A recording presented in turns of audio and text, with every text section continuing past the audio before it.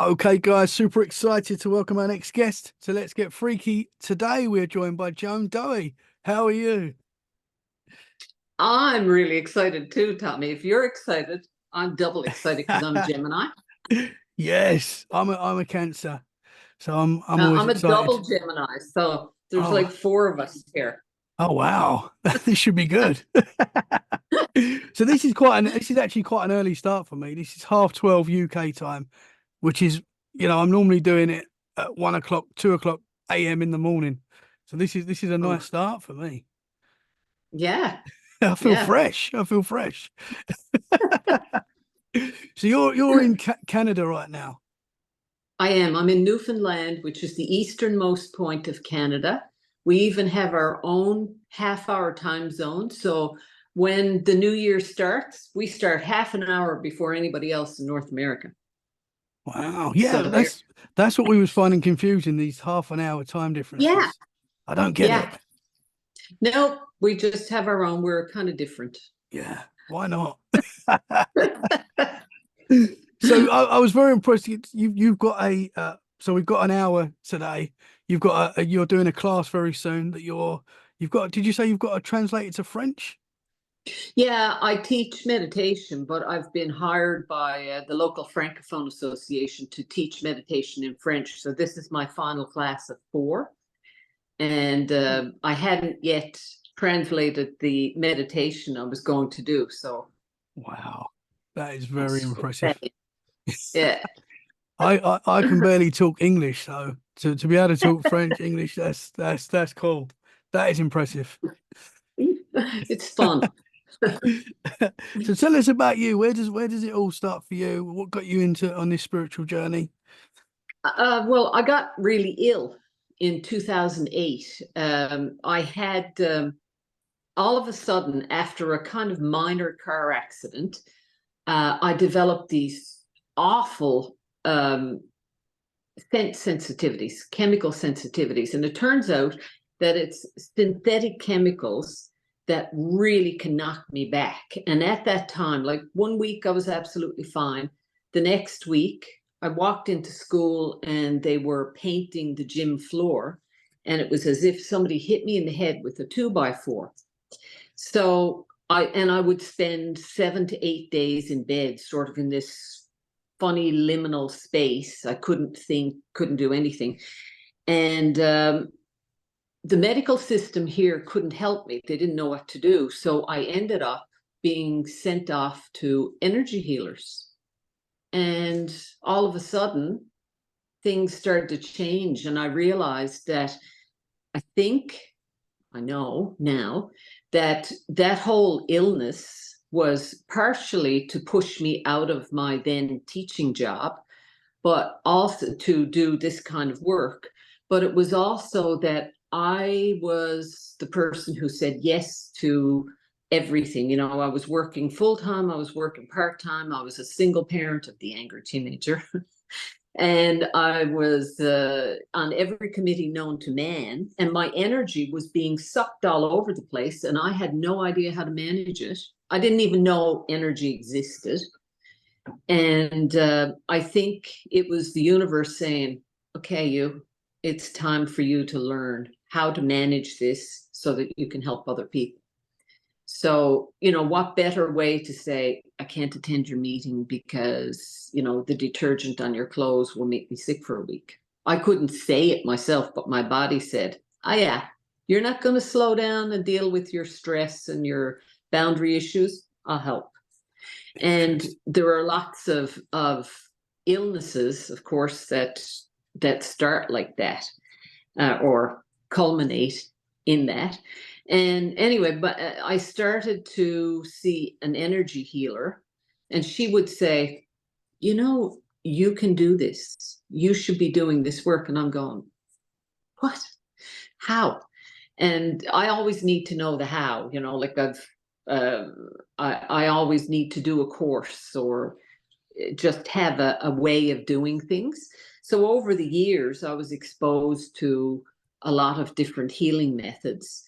And eventually, because I realized that healing happens on more than the physical level, I learned umpteen different things so that when someone walks in, I know, yeah, okay, it's fine. If it's a shoulder injury from playing basketball, yeah, I'll help you with that.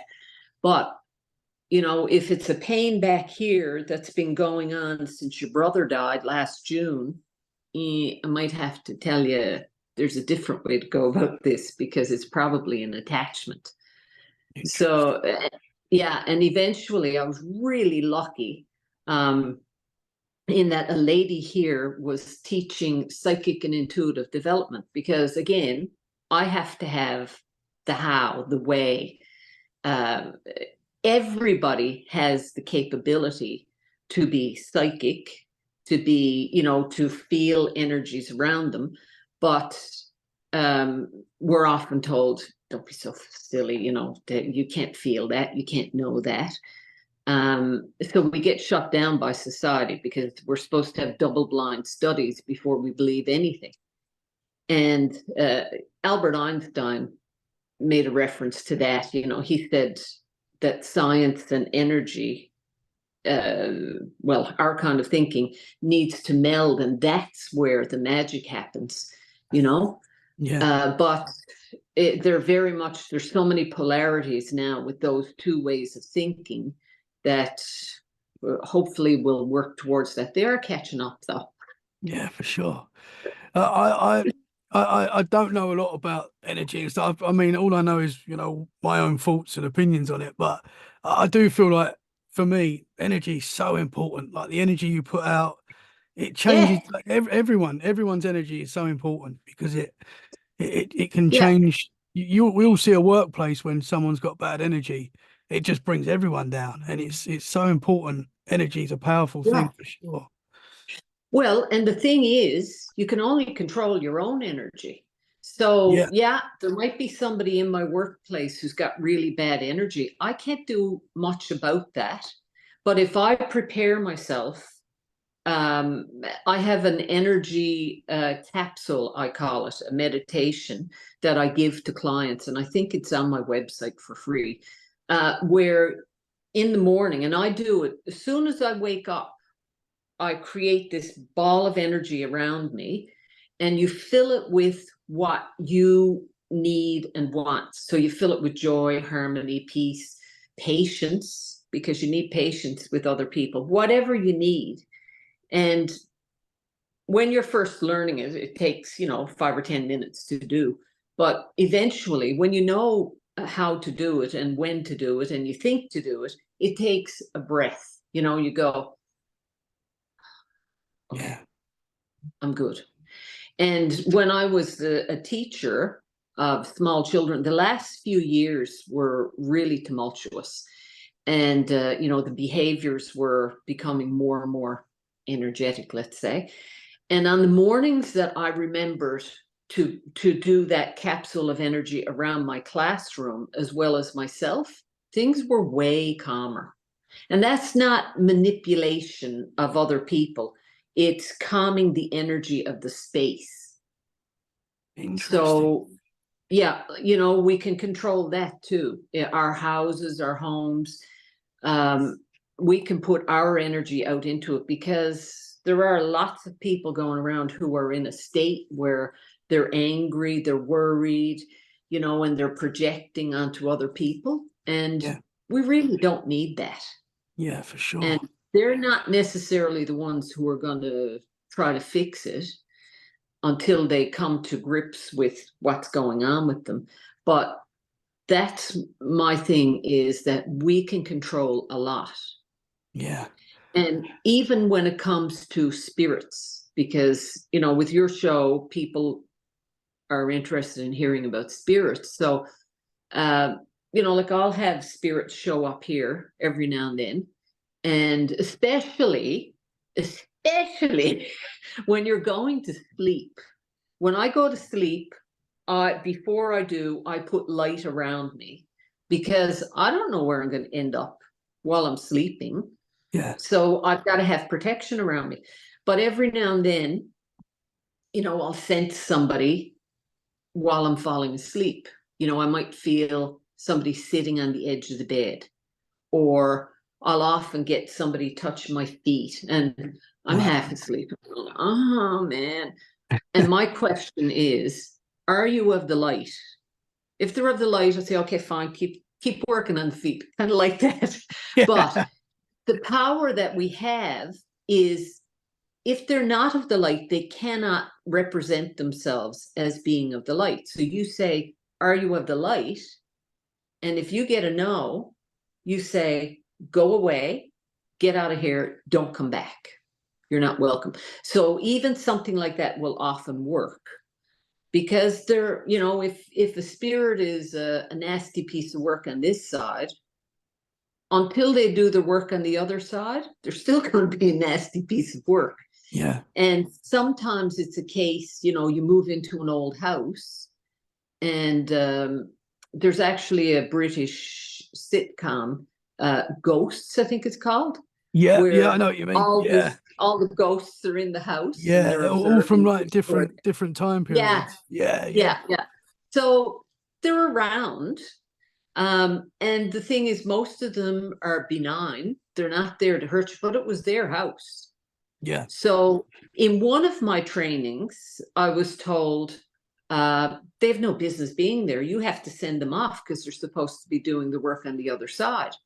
But the other training I had, the lady said, it was their house. Like, it's their space as much as it's yours. So there has to be a mutual respect. So where I've come to with that is, I ask them if they need help crossing over, because after you die, there's I've learned, what I'm told is, there's a 40-hour window to go to the light. So if you miss the bus, you're stuck and you need help crossing over. So I ask. So there was an example in one location in Toronto. I was visiting my daughter, and there's a restaurant there that's haunted, the Keg Mansion. So I said, well, I want to go to the Keg Mansion. My daughter said, okay, let's go. So we go there, and of course I said, okay, I want to walk around and see what's going to happen. And I walked up the stairs, and as I was walking up the stairs, my hands were down by my side, and I could feel this little hand hold my hand. And I said to my daughter, Fiona, look at my left hand. Look at my left hand. There's somebody holding my hand.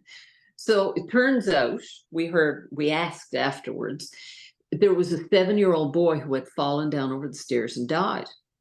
So he came back to the table with us, and I said, do you need help? And he said, yeah, crossing over. I said, okay, well, I'll take care of that for you. But in the same restaurant was the lady of the house who had owned the mansion. And there were these stories of how her bedroom had been where the women's washroom is currently, and she's always slamming doors and frightening the daylights out of people. So I asked her if she needed help. She said, oh no. She was so delighted to have all these guests all the time.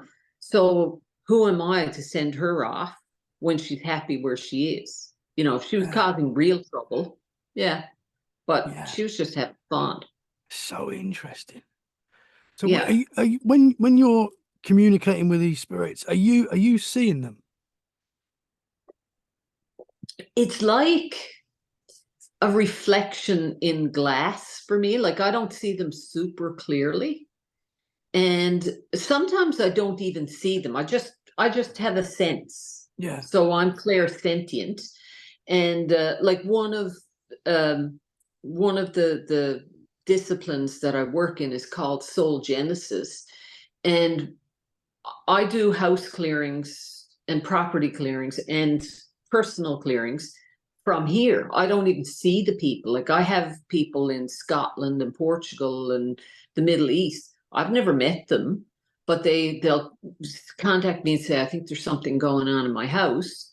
And I just ask questions and I get answers. And then I have clearing statements that clear them. So, again, it's all energy. So you don't have to be in the person's house to do a clearing for them. Some people prefer that because they like to see somebody walk around with sage, and sage is great. it's like sweeping your house, but in the spring, you know, most people do a deep clean in their house, and things can get in that you can't get at. Yeah. So, but most people can feel it, you know, they get this icky feeling, or there are ghosts or presences that will move things around, and you know, you get pranksters, and yeah, Yeah. it's all there. So We just have to learn how to deal with it. Yeah, for sure. Well, before we got on this morning, I sent a message to a former colleague and said, can I share your story? So she moved into a house, and her husband, son, and daughter, and she'd be in the kitchen and everybody else in bed, and the TV will come on really loud. Then she'd go to shut off the TV and the drawer would slam up in the kitchen. And they were like, what the heck is going on?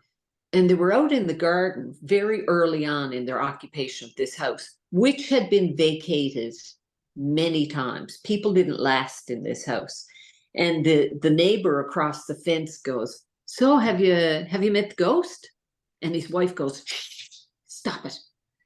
So she goes, So that night, when it started to happen, she went out in the kitchen. She said, look, you're frightening my children.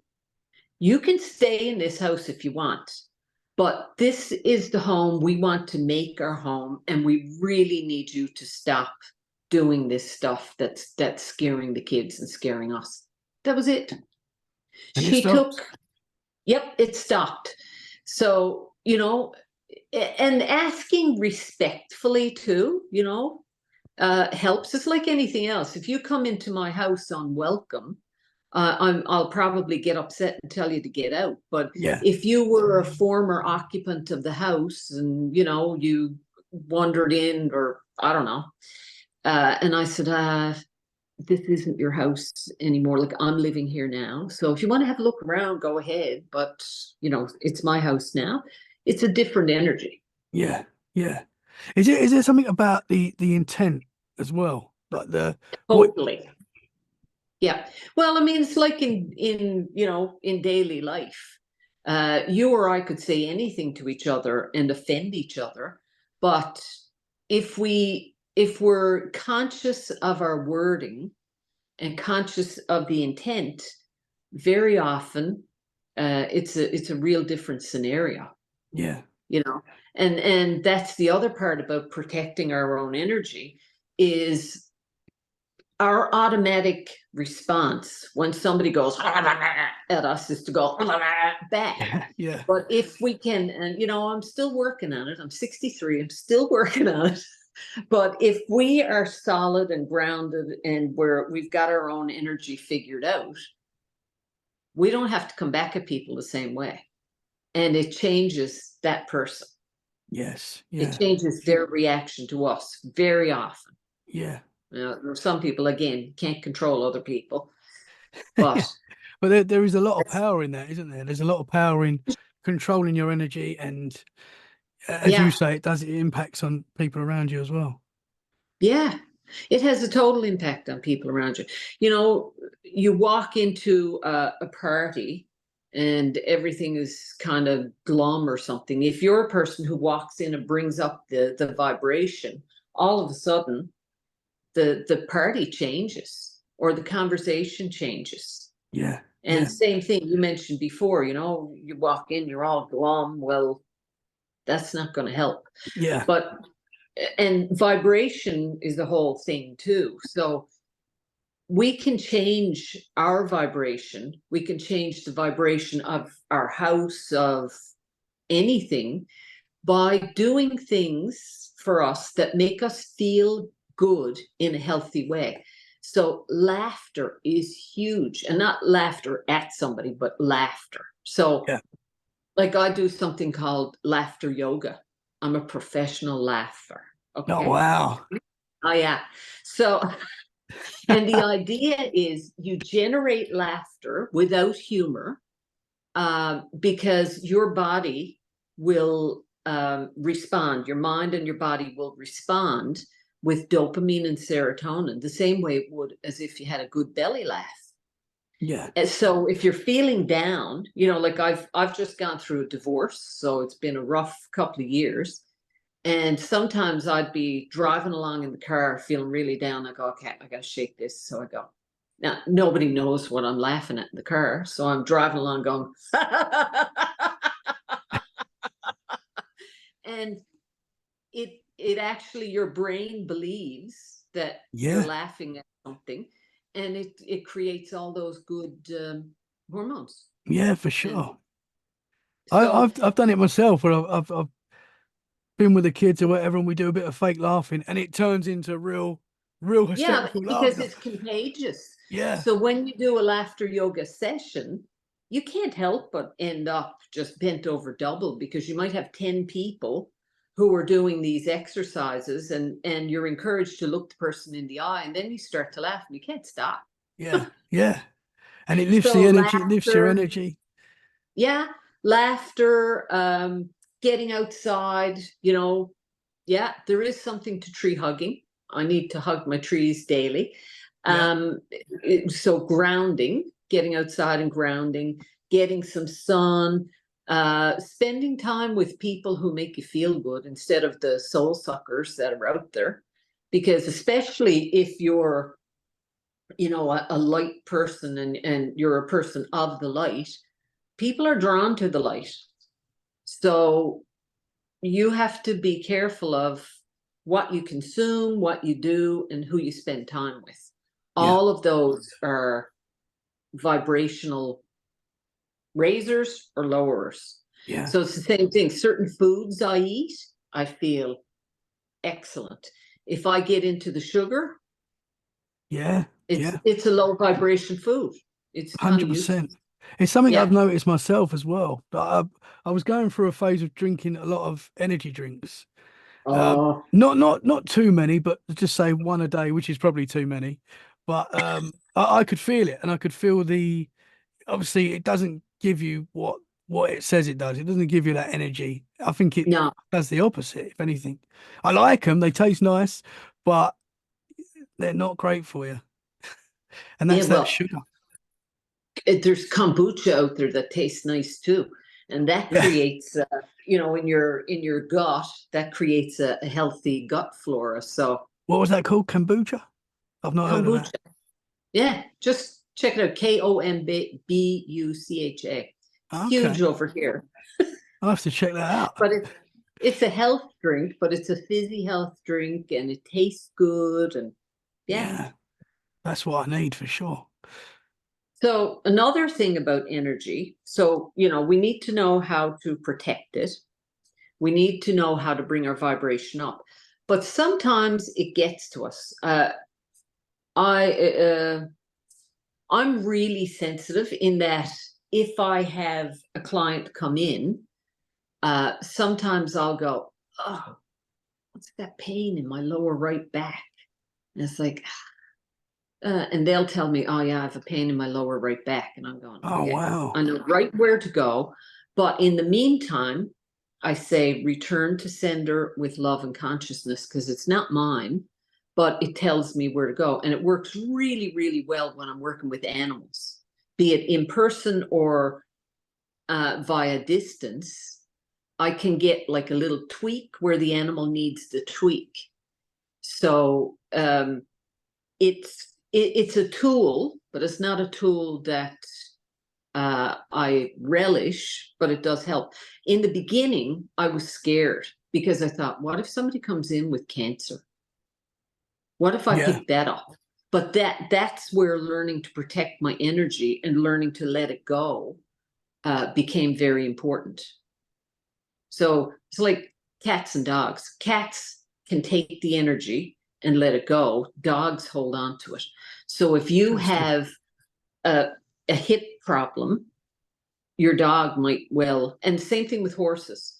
They will take it on to help you out of loyalty and love. So, That's interesting. yeah.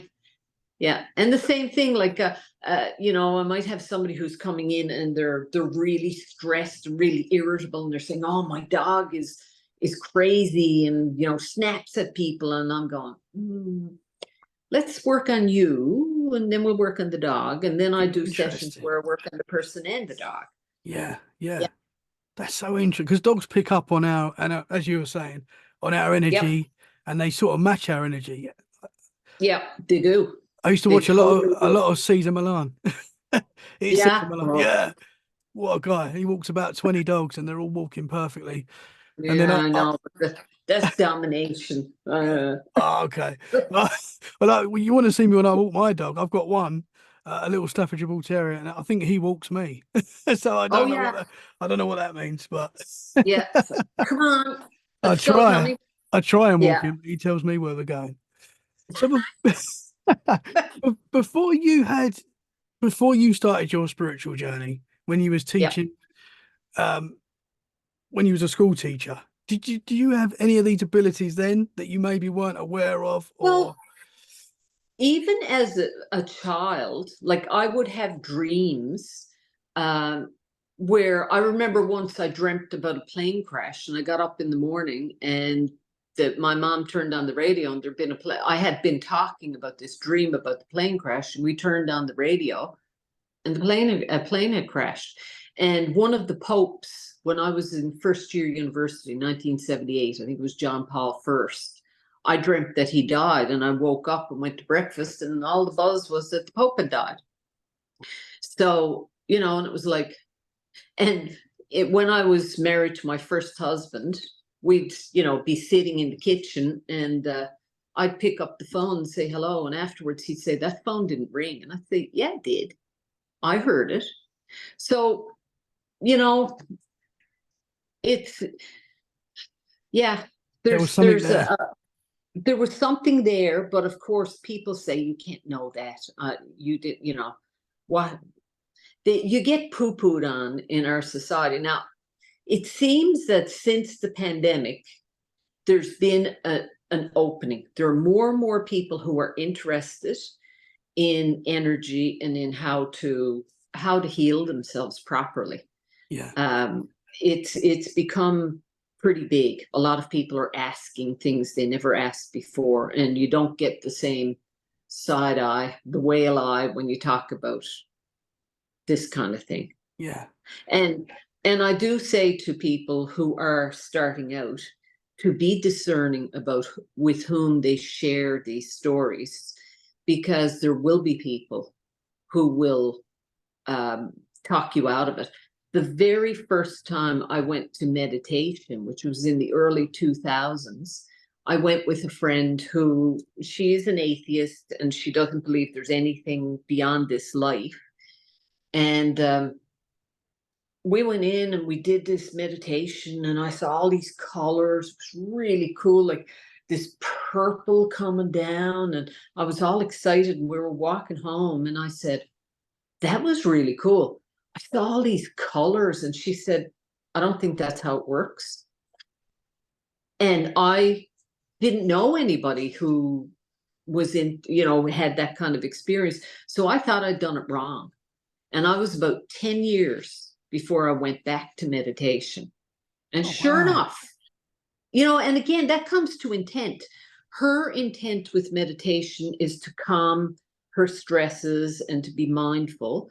Whereas mine was, at that time, I didn't know what it was, but now it's to connect and to figure out what I'm supposed to do, and just to open any channels to spirit that will help me figure out, if you come in with a pain in your back, and I'm doing Bowen therapy, which is a physical therapy, but that I do by distance as well, that I know where to go with it. I get a hit and I go, okay, this is not your back, it's your psoas muscle. So let's turn you over and work on that. Wow. So, it's being open to, because, and in psychological terms, you can think about it being your subconscious. Your subconscious knows everything. So, if somebody doesn't want to believe that there's a host of angels and universal energy, think about the subconscious. You have a lot of answers. We don't always want to hear the answers because sometimes it means changing our behaviors and changing how we go through life. But if we're in touch with our subconscious, with source, man, we can fly. The thing is, to quote a guy who did a reading for me last year, people are always telling me like I'm supposed to do this big thing, and I'm like, what? I did mention I'm a double Gemini. So this guy says, oh yeah, you know, you've got to do this big, you've got this big mission. And I'm going, oh my God, if somebody would just tell me what the mission was, I'd do it. He goes, they're trying, but you're not listening. And I go, oh. So spending more time, you know, getting grounded and connecting with spirit and listening. So for me, it's when I get up in the morning to do meditation. I'm a double Gemini. I really have to be careful that I don't skip that, because it's really easy for me to go out of bed and just spring into action and do whatever. Yeah, yeah. So we do have to listen to ourselves, but in order to listen, to hear what we have to say, we got to make a quiet space. And it's not just quiet space in your house. I sit in airports sometimes and meditate because, you know, got nothing else to do. Just switching off what's around you. Yeah. Interesting. Yeah. You can, that's the beauty of it, Tommy, is you can do it anywhere, anytime. And it's making a practice of it. Because, yeah, if you do it once a week, that's good, but you're not going to be able to go. We learned in that psychic and intuitive development class a method of relaxing your whole body. It's like progressive relaxation. And it's called a 10-point meditation, which I think I also have on my website, where you go 1 and you relax a certain part of your body, 2, you relax another one. You say all the numbers as you're going through. But after you've done it umpteen times, all you need to do is go 10, 10, 10, and you're in alpha. Like right now, I just went down to a real calm state by saying, and it's kind of like hypnosis, but it gets you there really quickly. So by practicing, again, it's a practice. And supposing like young parents or people with dogs, you can't move in the morning. You're not going to get to sit. So I always talk to young parents about stealth meditation. You're lying in bed, don't move, but you're awake. So do your meditation right there. Supposing it's 5 minutes, you get to yourself. It's at least 5 minutes. Yeah. But you know, most of the meditation courses I've done, they talk about 20 minutes being, you know, at least. But again, 5 minutes is better than no minutes. Yeah, yeah. I think this is something I need to start getting into. Just having those moments where you can just sort of switch everything off, connect, and focus. That's something that I need to start looking into doing. I try to do it every now and again, but as you say, you've got to be consistent. Yeah, you do. And the thing is, you get inspirations when you're grounded and when you're connected. You know, you get a lot of people who in my kind of work who are up here all the time. But the thing is, we're here on Earth to have this experience. We're not here to be out there. We're out there in between lives. So while we're here, we have things we've got to do, lessons we have to learn, and all that sort of thing. So it's important to have your feet on the ground as well as up there. And when you do, you get these inspirations, and it improves your work. It improves your relationships. And you just, I don't know, life is just better. Yeah, yeah. There's a quote that I saw somewhere. It said, meditation is not to get, practicing meditation is not to get better at meditation, it's to get better at life. because there are different kinds of meditation too. The kind where it's passive and you're making a connection, but there's also active meditation where you can start to manifest things you want. Interesting. So you can bring in, you can bring in what you need. I'm the queen. Haven't gotten the lottery just yet, but I'm working on it. Yeah, you've got to teach me how to do that. That's for sure. Hey, listen, it's the whole thing. Yeah. So is that focus? Course in May. I am doing a course in May, and there is a section of it about that. Interesting. Yeah. So is that focusing on what you want, and sort of believing it's there already? Does that make sense? Yeah, and feeling. So there's a couple of different things that I've learned, and that I teach you. You have to know what you want. And for me, like just yesterday, I said to a friend, okay, let's sit down and make a list of at least 20 things that we want. And one thing for me was a cup of tea with my friend Debbie. I was supposed to see 2 months ago, but I've been going crazy since January with too many projects. So it can be the littlest thing, or it can be, the retreat center that I would like to have in the future, a rustic retreat center where people can get their hands dirty and get out in the woods. So you just have to know what it is, and you've got to get the feeling of what it feels like when you've got it. So it's like, oh my God, just look at all these geodesic domes on my property and all these people just learning how to deal with their spirituality. But the other part that I learned that with the Silva mind control method, they say the fuel and the magic is thinking of how it will benefit other people. Yes. So even that cup of tea with a friend, that friend, needs some social interaction. So she'll be happy, you'll be happy. If you're feeling really grumpy because you can't afford your rent next month, and you go, okay, bring in the rent money. Oh my God, it feels so good to have the rent money. If you're not stressed about it, you're not going to be as grumpy with other people. So it will benefit other people. Yeah. It's like, it makes my brain go. Yeah, it's amazing. It's all about as you're saying, lifting the energy, and that changes everything around you. Yeah. And it's not putting your head in the sand. Like, some people will go, oh, you're not worried about what's going on somewhere.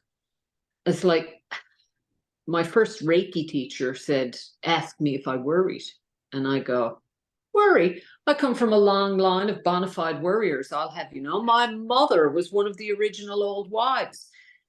And he said, did you know that if you worry about somebody or something, you're sending them bad energy? I was like, oh my God, what do I do about that? So he gave me a tool where he said, because that very week, I was leaving my 20-year-old daughter in Toronto to live on her own. Now, that was rife with possibilities of extreme worry. So I said, what am I going to do? And he said, you create kind of a stock photo in your mind of the person, of the best possible outcome for the person or the situation. And you replace the other picture with that. And it can be hard. It takes practice. I still do it. And that was 10 years ago that I dropped her off. And every now and then I'll start to where I go, no, she's going to be okay. She's a grown woman. She's, happy, healthy, very energetic. And that's how I picture it. The other thing is, by doing that, I lower my cortisol levels. So cortisol is secreted by the adrenals when we get into a fight or flight situation. And it can be really damaging to our bodies and our brains.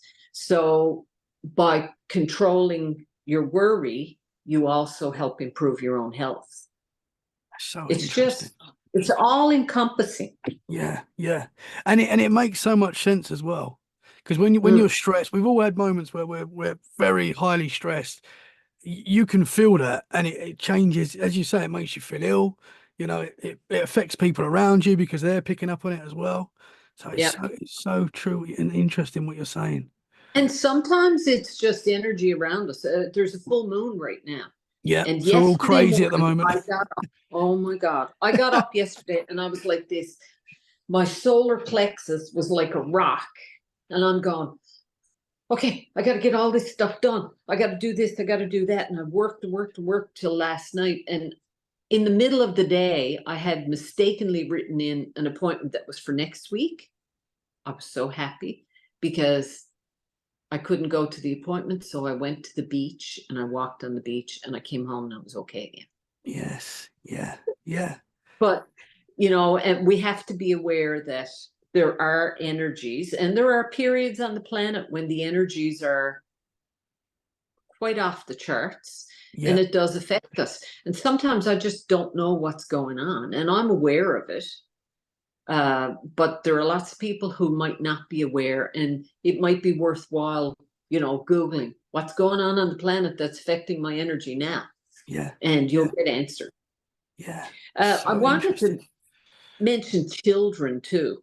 So children up to age 6 or 7, especially infants, they're way closer to the other side than they are to this side.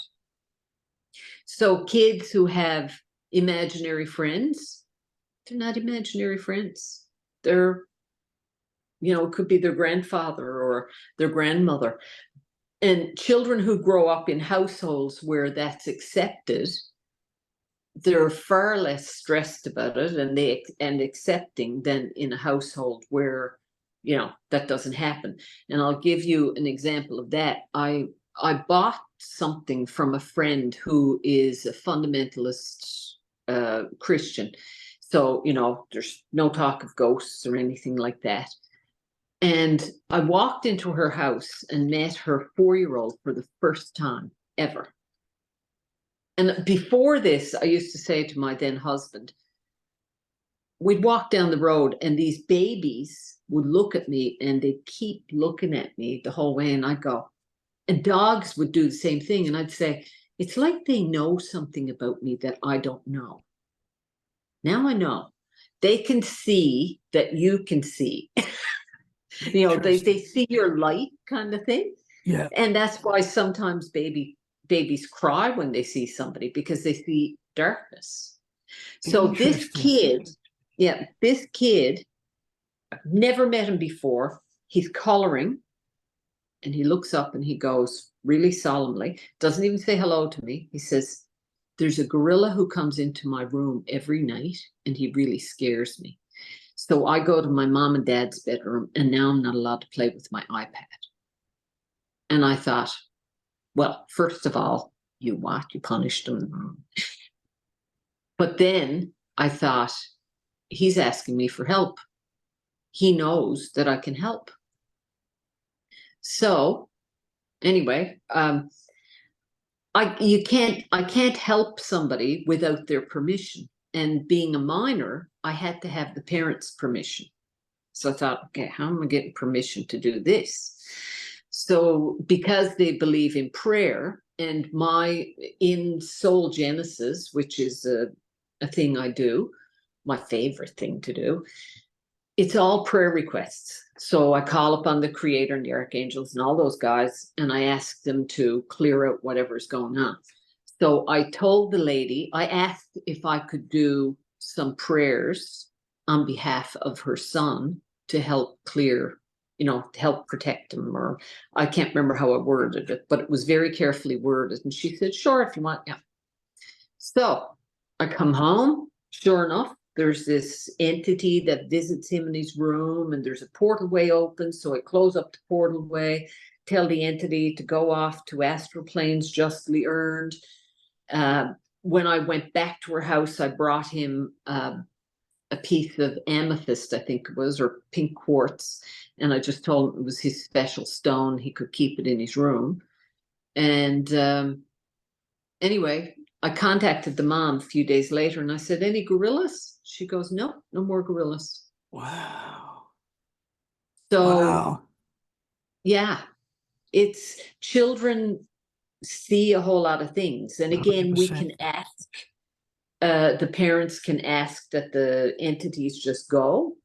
My stepdaughter's mom, apparently when the stepdaughter was 5 or 6, she used to see this dark thing in her closet. Her mom went to the closet and said, okay, you get out of this house right now. You're frightening my child. And apparently it stopped. Interesting. So, Yeah. you know, when children say these things, there's something to it. Yeah, for sure. For sure. Yeah.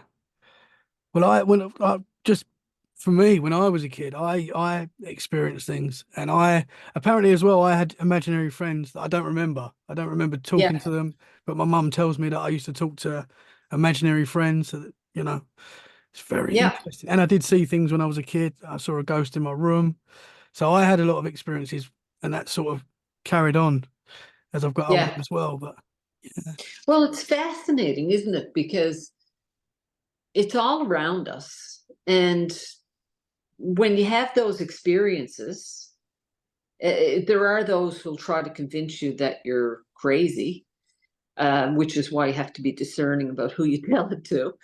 But I just love it.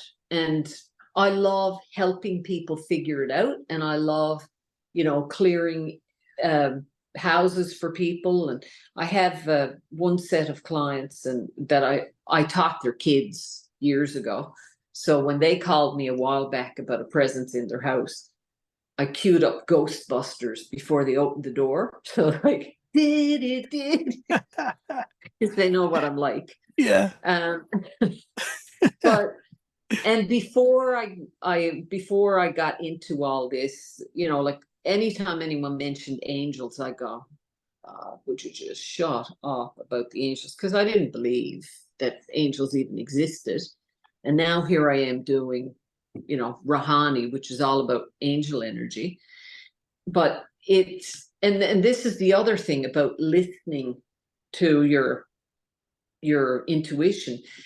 Um, I didn't 1 week, I didn't believe in angels. The next week, my friend announced that she was teaching this Rahani practitioner course. And I'm like, I have to do this course. I have to do this course. And the other part of me, the evil twin is saying, what? You don't even believe in angels. What are you doing throwing away 200 and something bucks? So anyway, I go kind of reluctantly, shaking my head, going, I have no idea why I'm here.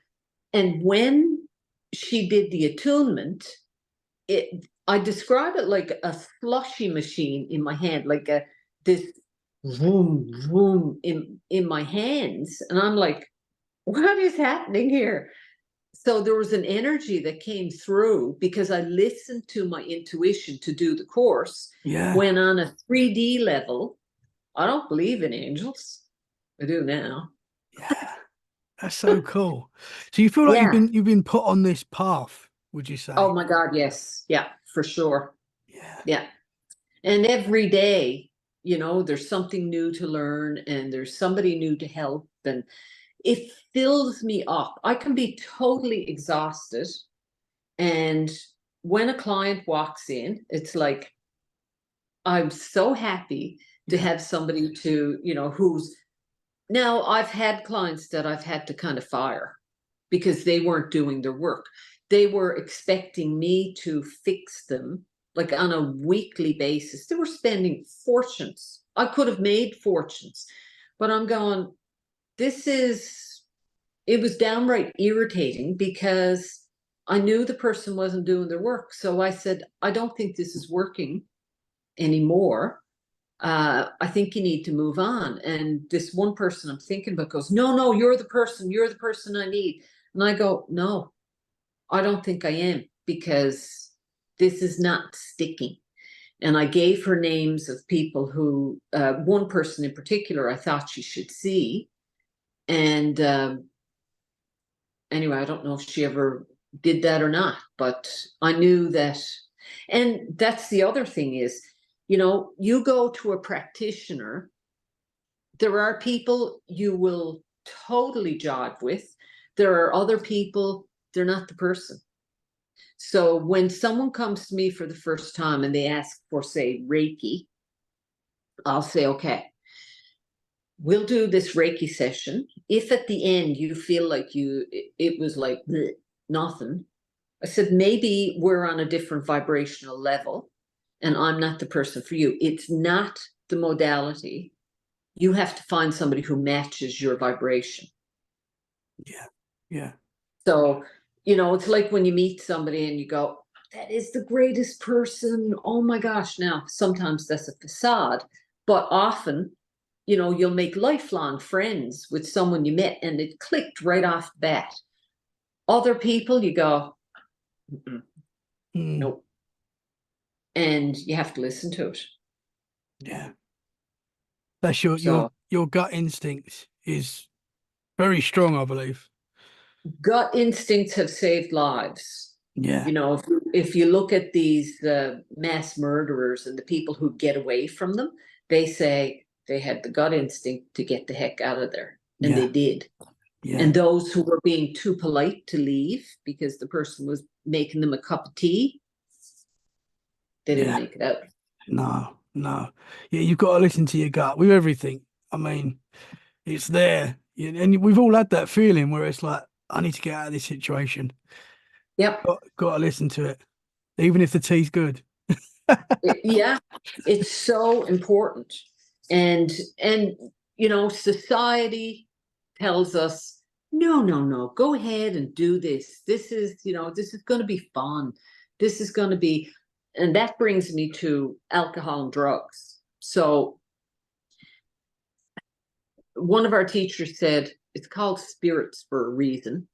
We have a strip downtown here where I think it's the densest population of bars in North America. Like in one small strip, there's I don't know how many bars. And things like on a full moon, that place is on wheels down there this week, I would say. And what she said is, if you're not protected and you go down to places like that, there are entities that will attach to you. And addictions and can happen. And when you have addictions, there are portal ways open that bring in negative energy or bring in that voice that says, who do you think you are, Tommy? You can't do this. What do you think you're doing with this show? You know, and that's just it's not for your higher good. So one has to be very careful about what one is putting in their body. Yeah, 100%. Yeah. You can open up stuff that you do not want around and you don't even realize it. Yeah. It might be other people who notice what's going on with you and you're going, what's wrong with them? Yeah, but that's definitely something I'm being more conscious as I'm getting older, thinking about. I do drink alcohol sometimes. I'm not like No. a big drinker, but I do, but I do. It's something I'm starting to think about a lot more because you can feel it yourself when you have a lot of drink, a lot of alcohol, for example. You can. Yeah. It's not a good feeling, you know. It's not. No. You don't feel good. You No. do for a second, for an hour or so. Well, and that goes back to how to bring up the vibration in a healthy way. Yeah. You know, sure, 2 bottles of wine are going to make me the best dancer in the place.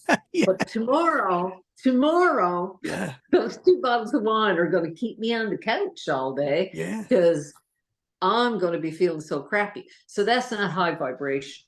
And I'm not saying that everybody has to be a teetotaler, but I'm saying that we really have to be careful of our energy, especially if we're going out to go on a bender. You might want to do some protections before you go out. Yeah. Yeah.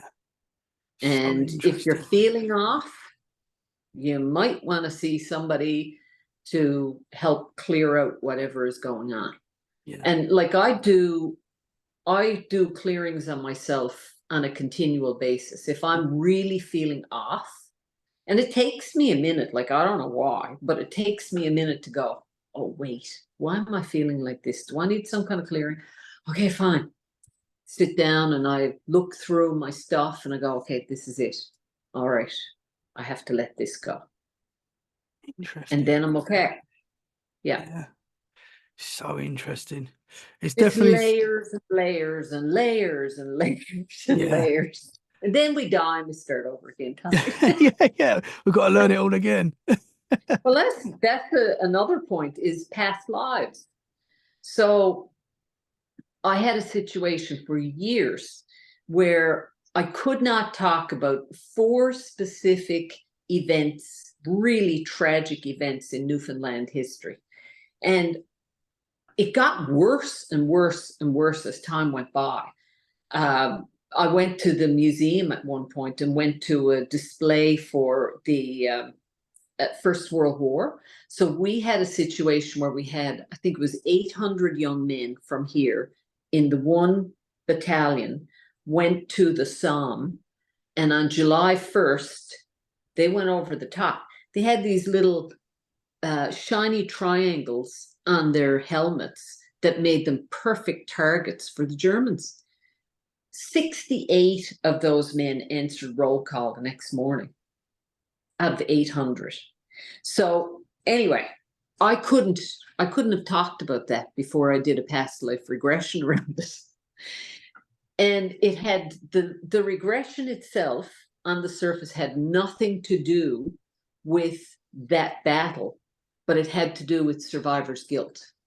And each one of those situations that I couldn't talk about, now I can talk about them freely, because I realized that it was survivor's guilt, that I couldn't have done anything about it anyway, that I did whatever I could at the time.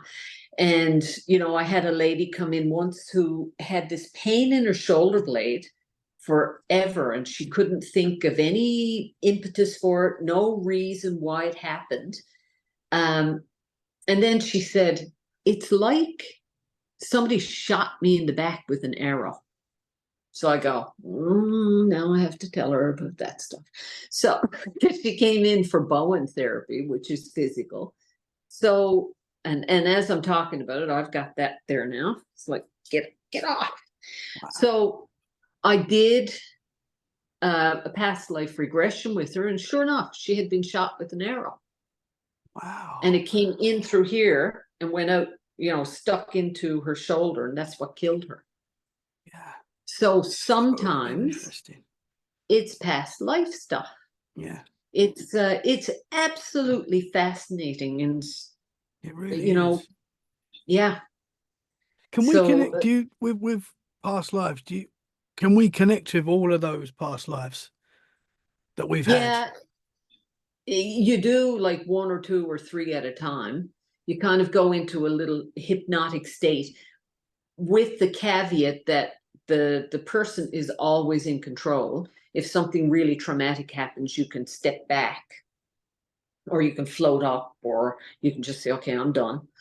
And what I do is I lead them down a set of stairs and into a corridor, and they have an intention. So say I wanted to know why I reacted so viscerally to those events. And you go and you choose a door, and I'll say to them, okay, what color is the door? Is there a number on the door? Is it wood? Is it metal? What's the handle like? Okay, put your hand on the handle, open the door, and walk in. Are you indoors or outdoors? Look at your feet. Are you a man, a woman, or a child? And they go through the life. And in past lives, sometimes, you know, if you have a relationship in this life that is really unbalanced, when you go back to a past life, that same person is there. And they might not be your mother or your brother as they are in this life. It might be your child or your grandmother, but you know them by their eyes. So you look at the person and you go, that's my husband. And I'm being really nasty to him in this life. So there's a karmic thing playing out, and you can cut, you know, sometimes you have pacts with people from multiple lives. Yesterday, I had a lady come in, and there was a pact with a person, and they'd had 9 past lives together, and I asked what the level of the past lives were together, and it was 1 out of 10. She goes, "Oh my God, no wonder it's so hard." Wow. And it was someone who just was being super dramatic and wouldn't leave her alone. And so anyway, I cut the ties, and hopefully now she'll contact me and say, that person's gone. Wow. Yeah, So interesting. I know. Joan, It's so this has been I could talk to you all day. We're coming to our hour mark, and I know you've got a class to teach very soon, so we'll wrap it up. I'd love to get you back on to talk more, because this has been Oh my God, I'd super love to. interesting. I mean, you can see that it fills Yeah, me right up 100%. Yeah, to talk about it. And, you know, to have people who come or who contact me and want to resolve their stuff, because we don't have to go through life carrying this heavy crap. yeah, You know, I grew up in a really violent household, and the first 40 years, I had resentments and anger that I didn't even know I had. But by doing this work, like I am, as my sister says, I am the jammiest person she's ever met. Like last night, I'm sitting here and I get a phone call, and somebody called me to say, I just got you $2,400 for work you did last year. I'm like, what? wow, So I called wow. my sister and she said, you're so jammy. But I just, you know, like I think we're here to feel joy. We are here to learn lessons. We are here, we all agree to carry core wounds, but we also agree to heal them. But if we're not aware of them, how are we supposed to heal them? So that's one of the things I do in Soul Genesis too. So it just fills me up when people want to find their happiest self and their most balanced self. We're all human. We're all going to go whoop every now and then, but Yeah, that's what we're here for, is to learn for sure. and to have fun, Tommy. That's it. That's what it's all about. Yeah. This has been such an awesome conversation. Can you tell the listeners where they can find you? Yeah, I have, my website is www.joandohy.com. It's just my name. And I actually have a brand new website coming up soon. So Awesome. it's yeah, and people can find all the different stuff I do, but distance wise, I can do Bowen therapy, Soul Genesis, Reiki, Rahani. I've even done scar release by distance. Wow. I think you can do anything by distance personally, but Yeah. you know, Super there's lots of interesting. people. So, oh yeah. Well, I will share Thank your you, links in the Tommy, show so description. much. Thank you so much. Yeah. I look forward to chatting to you again. I know this hour conversation has really helped me a lot, actually. It's going to make me change and think about a lot of things as well. So I hope it's going to help whoever's listening to the show. So thank you so much. And I'd love to get you back on again soon. I am remiss because I didn't even mention Healing NL, which is a collective of people who do alternative and complementary therapies here in Newfoundland. And there are other people who do the kind of work I do. So if somebody wanted to go to healingnl.com, again, because I might not be everybody's cup of tea, but you know, there's somebody for everybody and there's something for everybody. Yeah. Awesome So, stuff. Awesome. all right. Thank you so much. Have a great class now. And I'll look forward to talking to you again soon. Thank you so much. You take care, Tommy. It's been an absolute pleasure. Thank you very much. Thank you for listening, guys. See you all soon.